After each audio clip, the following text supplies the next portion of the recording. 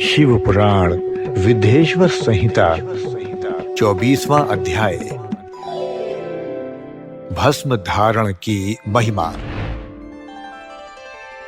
सूत जी ने कहा, हे ऋषियों, अब मैं तुम्हारे लिए समस्त वस्तुओं को पावन करने वाले भस्म का माहात्म्य सुनाता हूं। भस्म दो प्रकार की होती हैं, एक महाभस्म और दूसरी स्वल्प भस्म।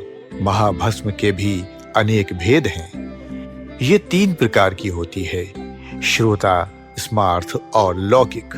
श्रोता और स्मार्थ भस्म केवल ब्राह्मणों के ही उपयोग में आने योग्य है। लौकिक भस्म का उपयोग सभी मनुष्य जन कर सकते हैं। ब्राह्मणों को वैदिक मंत्रों का जाप करते हुए भस्म धारण करनी चाहिए तथा अन्य मनुष्य बिना मंत्रों के भस्म धारण कर सकते हैं। उपलों से सिद्ध की हुई भस्म आग्नेय भस्म कहलाती है। ये त्रिपुंड का द्रव्य है। ये यज्ञ से प्रकट हुई भस्म भी त्रिपुंड धारण के काम आती है। जाबाली उपनिषद के अनुसार अग्नि इत्यादि मंत्रों द्वारा 7 बार जल में भिगोकर शरीर में भस्म लगाएं। तीनों संध्याओं में जो शिव भस्म से त्रिपुंड लगाता है, वह सब पापों से मुक्त होकर शिव की कृपा से मोक्ष पाता है। त्रिपुंड और भस्म लगाकर विधि पूर्वक जाप करें। भगवान शिव और विष्णु ने भी त्रिपुंड धारण किया है। अन्य देवियों सहित भगवती उमा और देवी लक्ष्मी ने इनकी प्रशंसा की है। ब्राह्मणों, क्षत्रियों, वैश्यों, शूद्रों, वर्णशंकरों तथा जाति भ्रष्ट पुरुषों ने भी उद्धूलन एवं त्रिपुंड रूप में भस्म धारण की है। महर्षियों, इस प्रकार संक्षेप में मैंने त्रिपुंड का महात्म्य बताया है। ये समस्त प्राणियों के लिए गोपनीय है। ललाट अर्थात माथे पर भौहों के मध्य भाग से भौहों के अंत भाग जितना बड़ा त्रिपुंड ललाट में धारण करना चाहिए।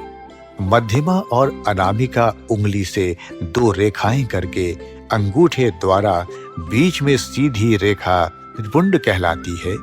त्रिपुंड अत्यंत उत्तम तथा भोग और मोक्ष देने वाला है। त्रिपुंड की एक एक रेखा में 9 देवता हैं जो सभी अंगों में स्थित हैं।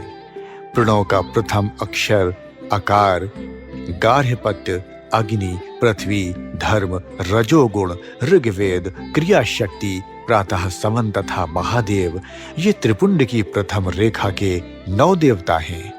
प्रणव का दूसरा अक्षर उकार, दक्षिणाग्नि, आकाश, सत्वगुण, यजुर्वेद, मध्य दिन, सवन, इच्छा शक्ति, अंतरात्मा तथा महेश्वर, ये दूसरी रेखा के 9 देवता हैं। प्रणव का तीसरा अक्षर मकार, आह्वनीय अग्नि, परमात्मा, तमोगुण, दृढ़लोक, ज्ञान शक्ति, सामवेद, तृतीय सवन तथा शिव, ये तीसरी रेखा के 9 देवता हैं। प्रतिदिन स्नान से शुद्ध होकर भक्ति भाव से त्रिपुंड में स्थित देवताओं को नमस्कार कर त्रिपुंड धारण करें तो भोग और मोक्ष दोनों की प्राप्ति होती है। भस्म को 32, 16, 8 अथवा 5 स्थानों में धारण करें।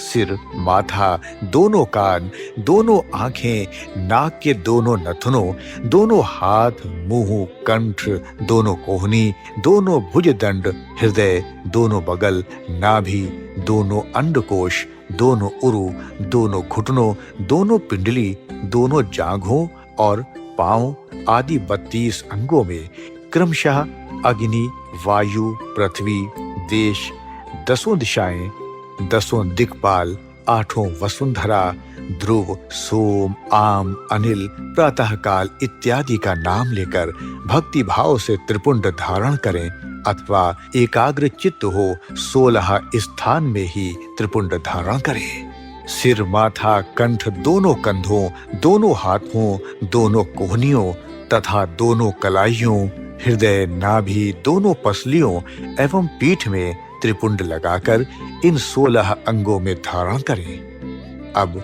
अश्वनी कुमार शिव शक्ति, रुद्र, ईश, नारद और वामा आदि 9 शक्तियों का पूजन करके उन्हें त्रिपुंड में धारण करें।